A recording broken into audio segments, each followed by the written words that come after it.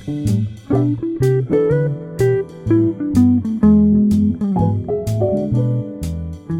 everyone, and welcome to the Student Sparks podcast, where naturopathy meets neuroscience. I'm Parker Malev, the naturopath. And I'm Emma Johnson, the neuroscientist. Join us on this adventure as we delve into the depths of nutrition, nature, medicine, and the mind, where every insight sparks discussion and debate.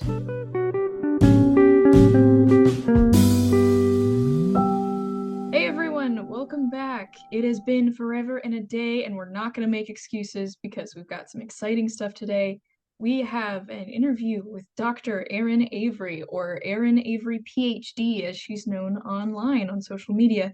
She's going to be talking to us today about all types of knowledge concerning chemistry, weightlifting, powerlifting competitions, bodybuilding, anything you can think of in the fitness world. We've got it today. So I hope that you enjoy our first one back in a while. And without further ado, here's Dr. Airin Avery.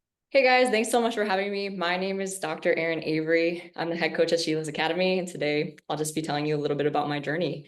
So I guess my journey started over 10 years ago when it comes to the lifting side of things. And obviously with academics, it's been a lot longer than that just because I've gone through the whole thing. I've run out of school, I've done undergraduate, master's, PhD, everything. So I'm a professional student at this point. That's so valid. I feel that. Not yet, but I know I'm going to get to that point. It's very scary. Yeah, it's crazy. It flies by. Yeah, it really does. I'm only in my third year of undergrad, but it feels like I just got here. Yeah. Yeah. So why did you choose chemistry? Do you still work in chemistry? Like, was it a hobby? Did you know you were going to study chemistry in undergrad? So for chemistry, it actually started a really long time ago. So actually in high school, I had an amazing teacher. And honestly, that makes all the difference when it comes to a hard subject like chemistry, because I hear all these horror stories of people like taking chemistry, hating it. They had the worst professor ever. But I had a good experience. I loved the subject so much. And I just thought it was fascinating that, you could have like two different beakers, mix them together, get something completely different. And the possibilities are just endless. Like just understanding things at the molecular level, how they work, what you can accomplish. It just was really fascinating to me. So when I graduated high school, I went right into chemistry. I studied general chemistry in undergrad at SUNY Oneonta. And then things just kind of went from there. That's really cool that you have sort of been in it this whole time. What exactly was your PhD thesis about? Can you tell us about that? Yeah, so my PhD thesis was basically you have these molecules called carboranes, which are boron clusters. So if you picture like these little spheres, essentially I would just put them on a surface and look at them with a very fancy microscope called a scanning tunneling microscope, which visualizes the surface at the atomic level, well, molecular level. It's technically the electron density, but you're just visualizing things. You're taking these really fancy pictures and then obviously manipulating variables, seeing what changes. And that was like the focus of my thesis. What made you choose that as your thesis? Was that something that you were looking into undergraduate, master's, or was it something you were given to research? Yeah, so when I actually started out in chemistry in undergrad, I wanted to go for nuclear, but the chemistry program didn't have nuclear at that point. So I didn't really know exactly what discipline I wanted to do in chemistry. I took a bunch of classes, obviously like OChem, inorganic chem, all sorts of different stuff. And I didn't come to the conclusion of what I wanted to study in my PhD until I actually did an internship. So I think I was a sophomore in undergrad where I got this opportunity. It was actually kind of crazy. I was just playing with somebody in volleyball, and he actually happened to be a professor at the local university. And he's like, "Hey, what are you doing this summer? Do you have any plans? Do you want a job?" And I was like, "Yeah, that sounds great. I'm a broke undergrad student. I would love a job." And he said that his lab actually had open spots. And he told me a little bit about the project. The project for the internship was looking at nanowires using SEM and TEM, so transmission electron microscopy. And at first, like when he told me the subject of the internship, I was like, that kind of sounds lame. Like I didn't think that I would like it. I always wanted to do like OChem or something like that. But when I got into the internship and I started doing the actual work, I thought it was just really, really cool that you could, make these nanowires and actually visualize them with a really fancy microscope. So it made chemistry feel a lot more tangible for me. Yeah, that makes a lot of sense. Chemistry is always weird because it's lots of theory and stuff. So actually being able to see things is probably really helpful. You mentioned you play volleyball, and I know from your Instagram you've played volleyball for a while. What was it like sort of balancing schoolwork and also a sport like that? Yeah, so that was definitely a learning curve for sure, especially, it was my first time in undergrad. I had never had like a workload like that. That was my first exposure to it. And I came in as a freshman, I walked onto the volleyball team, and it was like, oh my gosh, now I have to do all of these classes. I have to take all these labs and go to practice like 5 days a week for 2 hours. So obviously that's a lot of time. And at first it was very exhausting because I actually ended up graduating undergrad in 3 years. So I graduated a year early. So my course load was extra heavy. I remember one semester I was taking like analytical chemistry, inorganic chemistry, I think physics, and there was one other lab course at the same time. Like I literally had 4 lab courses in one semester, and it was absurd. But it actually, it strengthened my time management, that's for sure. I became incredibly organized because at that point it's sink or swim. Either you figure it out or you're probably gonna fail. So it took a lot of trial and error, but I definitely developed the skills over time. Yeah. So I did not know that you finished early. Both Parker and I are both graduating a year early as well. Do you have any advice for anybody who's taking a heavy course load, like one specific way that you tried to organize everything and keep it sort of compartmentalized so that you are able to de-stress while also making sure you get all your work done? Yeah, so I feel like that really depends on the person. For me, I actually tried to schedule a lot of my courses in the morning because I'd rather just, get up early, get them done, get them out of the way, and then I could have like my afternoons for studying, doing my labs if I had to do extra time and like come in and do experiments, and then obviously go to the gym, go to practice. So for me, that was like the secret sauce of the schedule that worked for me. And then obviously, you have to be incredibly organized. So when I was in undergrad, and especially when I went to grad school, I was literally living in Google Calendar. Like my life, if it wasn't in Google Calendar, it did not exist. Because at that point, when you're taking that heavy of a course load, you have to see every single gap, even if it's a 30-minute gap, especially if you're trying to work into, especially if you're trying to work in the gym alongside everything.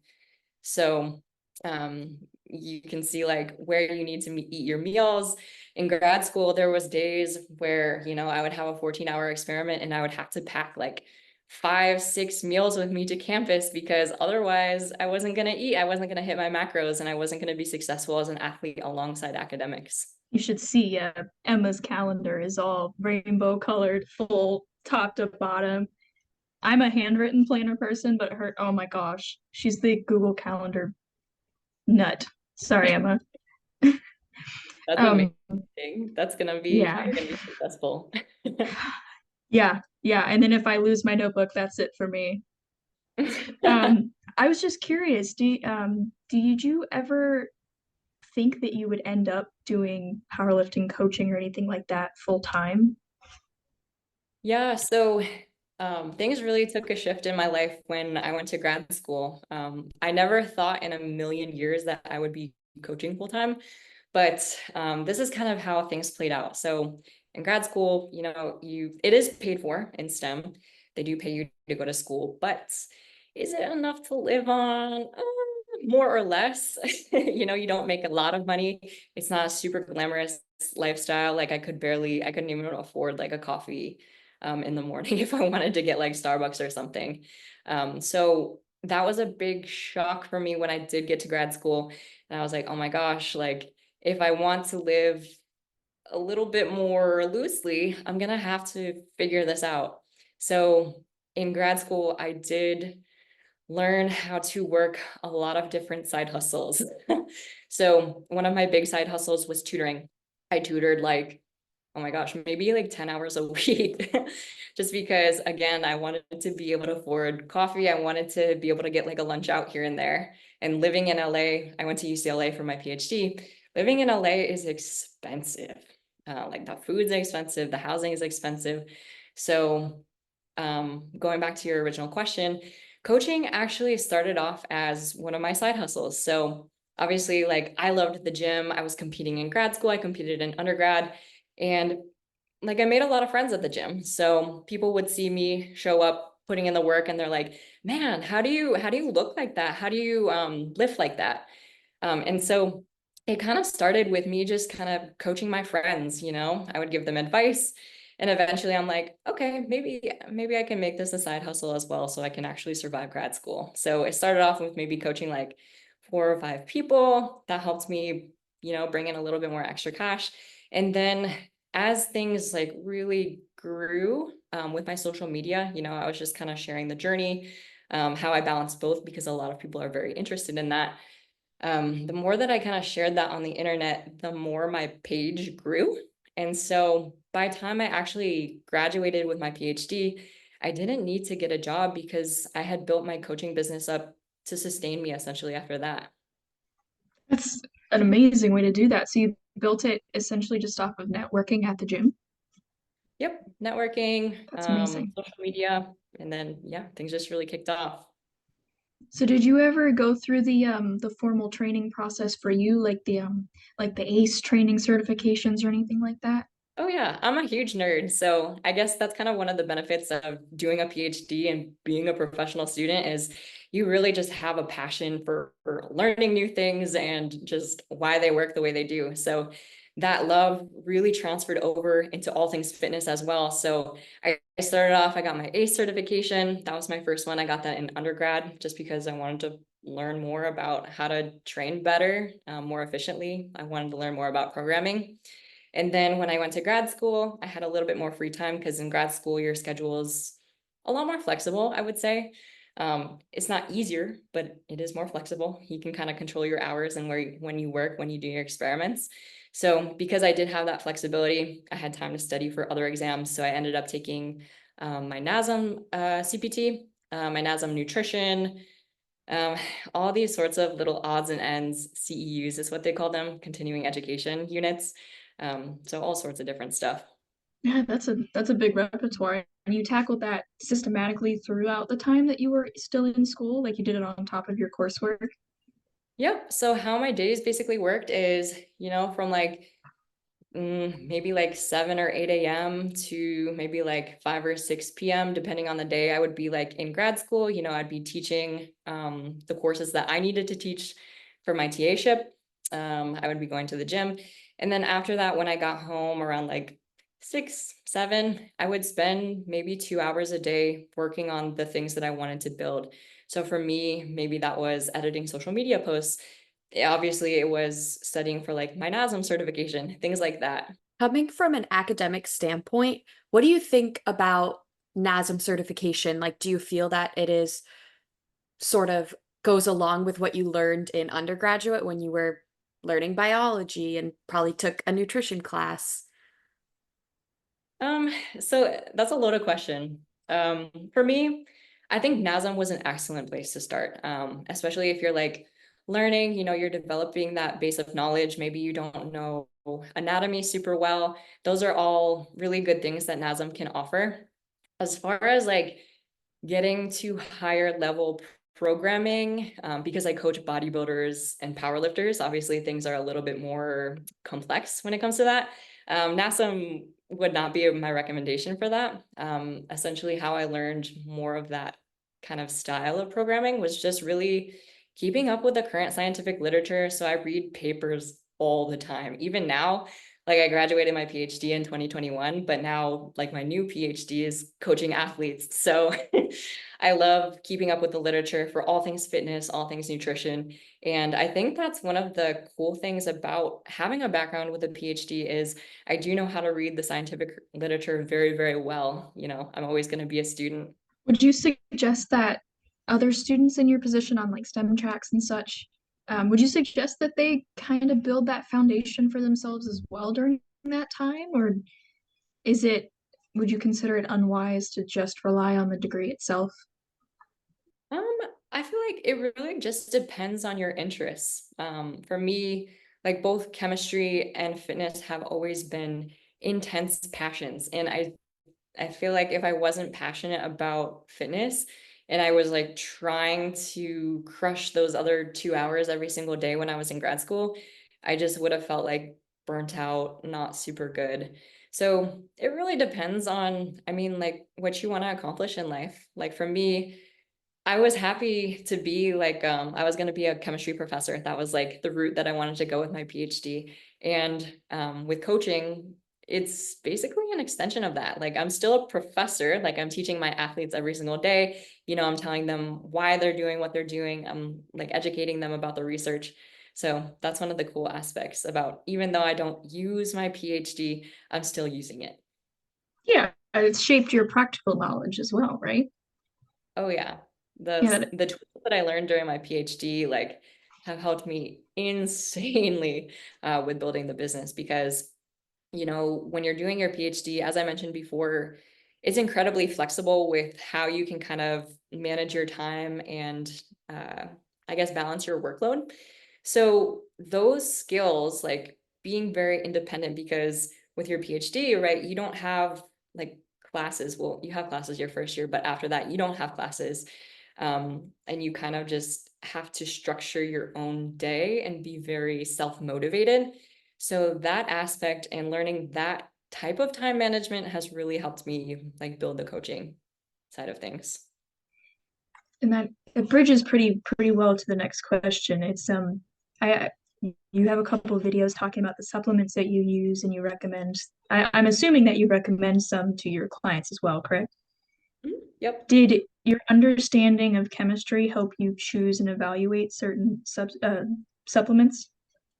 Yeah, so there's a lot of cool ways that my PhD has kind of transferred over to that side of things. So one, as I mentioned before, it was just like reading the literature. So a lot of times, like there's so many supplements out there, and unfortunately, a lot of them are just BS.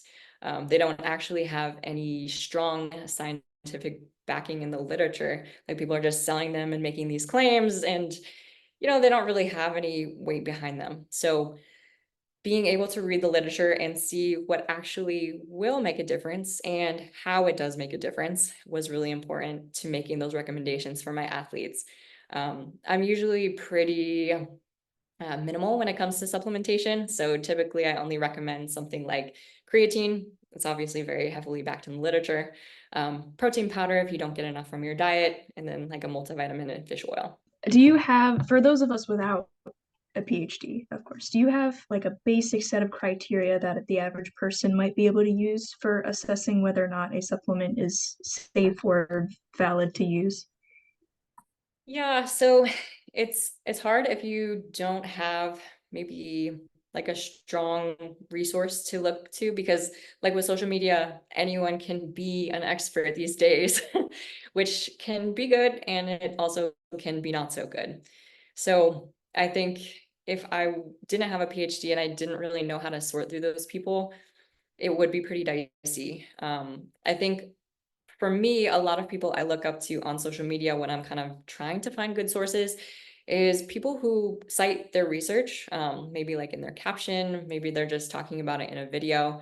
Maybe if they cite the actual study, they're somewhat knowledgeable, at least in that regard. And then, I mean, for supplements in general, something that is also very important is just having something that's third party tested because supplement companies aren't regulated. Basically, they can kind of put anything. But if you have somebody that's third party tested, they do have that additional level of accountability. Yeah, that's great, and that's good. It's good that you mentioned the social media aspect of it because I wasn't even thinking about how they can promote it, and that's probably where most people are getting their information at this point. I know I've done it. I know Emma's done it. We've talked about it. It's hard to weed through all the junk versus the helpful things. Hmm. Um, does your understanding of chemistry help you bridge the gap between how chemicals work in relationship to each other versus how they work in the human body per se? Because, you change the environment of a reaction, it's going to have a different result. Is it the literature that you look to for that? Yeah, so that's a really good question. Because my PhD is in materials chemistry, obviously I didn't get a super strong, I guess, research background in the actual human body.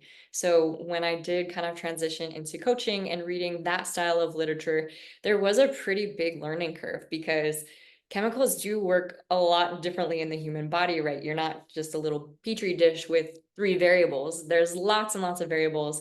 Humans are complex organisms. So that has been a little bit difficult to navigate with the research. And a lot of things that I will also mention when it comes to looking at the research is there's a few things to keep in mind, right? So back to like the whole influencer thing and social media thing, a lot of people will bring up studies that aren't necessarily relevant to physiological conditions. So, for example, like they might bring up like a mouse study, which mouse studies are great. They can give us some good data, but it's not a human, right?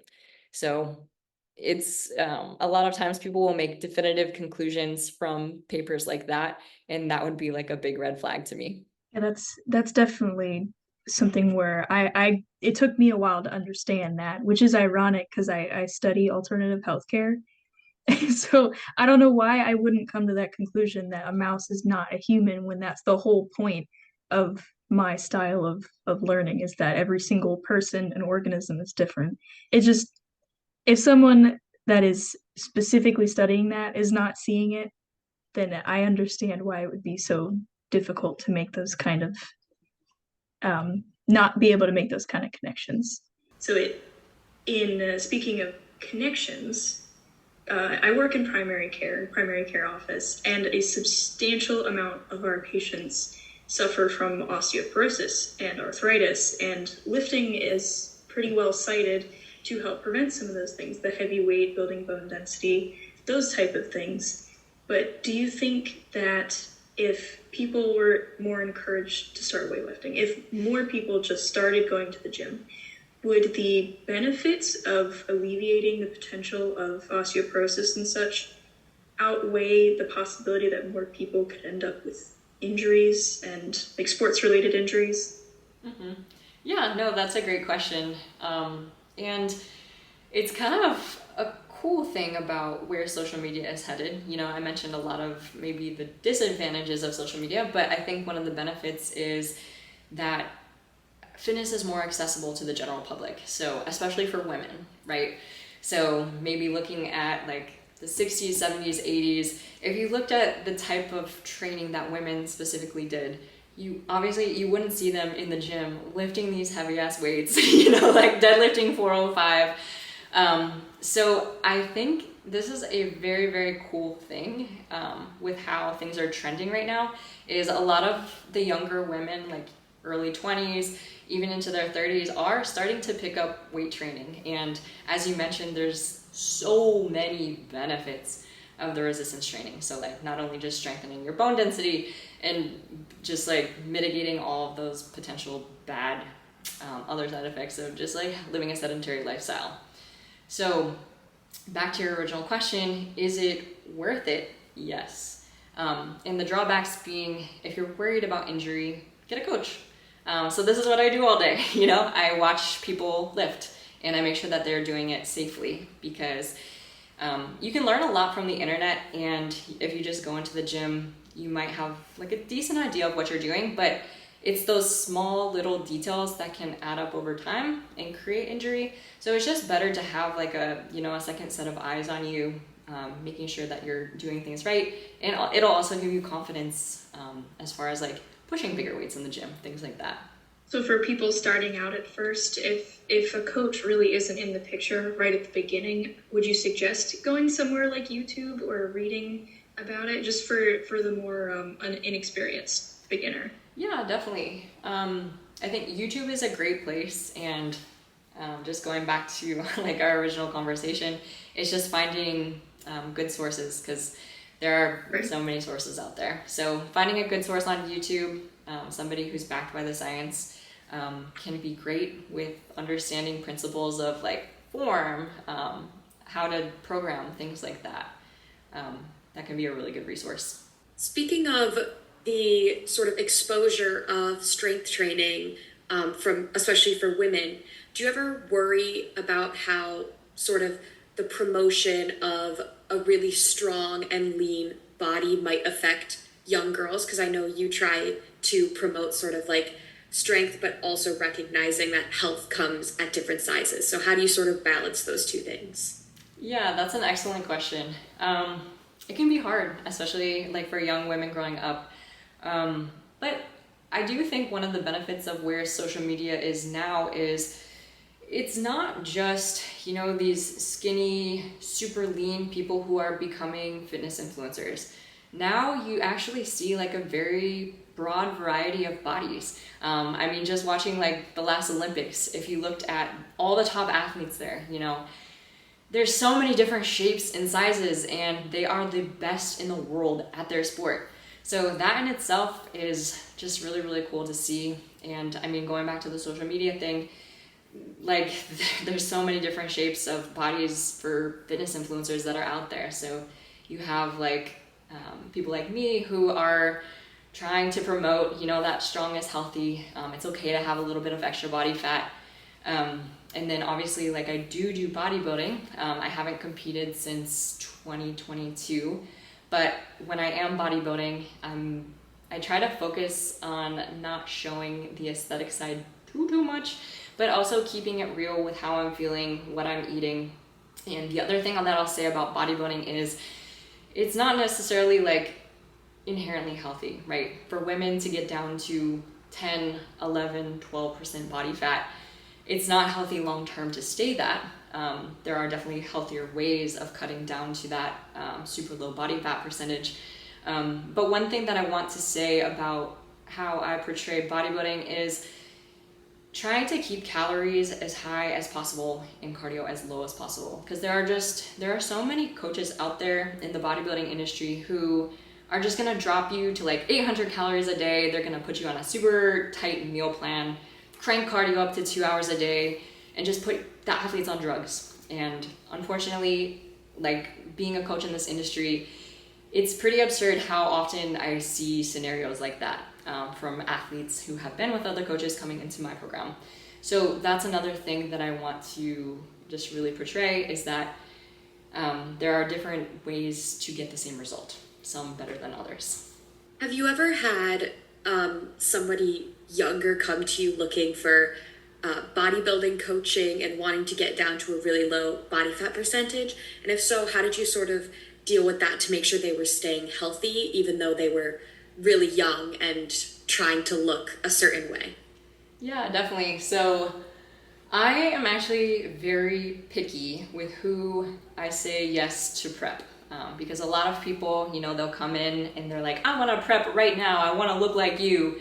And that's not always plausible to do in a healthy manner, especially when people first come in. A lot of people that I'll say no to are people who are super young. They haven't been lifting for a long time. They don't have a good base of muscle mass. They haven't been eating a lot of food. They're super focused on the aesthetic side of things already, and they don't maybe have a healthy relationship with food. So those are some red flags that I'll typically look out for. Are you ever faced with a situation where you have to point them in a different direction? How do you go about rejecting these clients per se?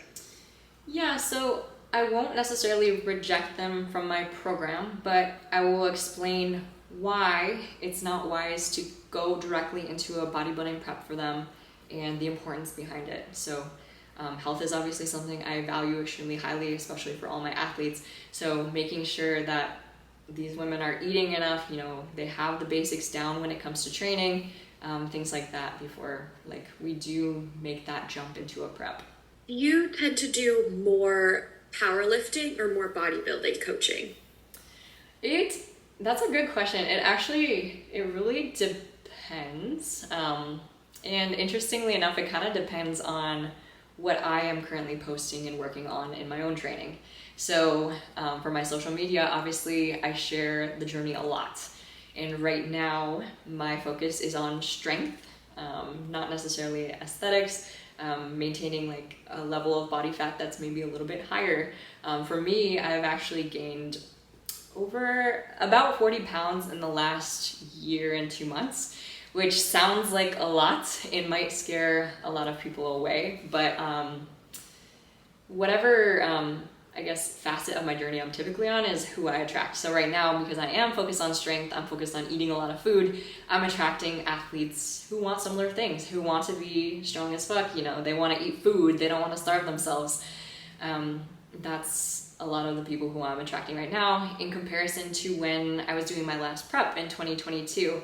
I was showing like the bodybuilding journey and I was super lean. And so when I was doing that, I would attract a lot more bodybuilders or people looking to like jump into a prep. What does it look like when you get a client who has like a body type or a background that you're not familiar with? Is there like a way you go about figuring out their best needs? It depends. So obviously my expertise is in bodybuilding and powerlifting. So if somebody comes into the program and they're like, oh, I want to be an ultra marathon runner, I'm not going to end up coaching them. I'll point them in a different direction and give them to a coach that is more suited for those needs.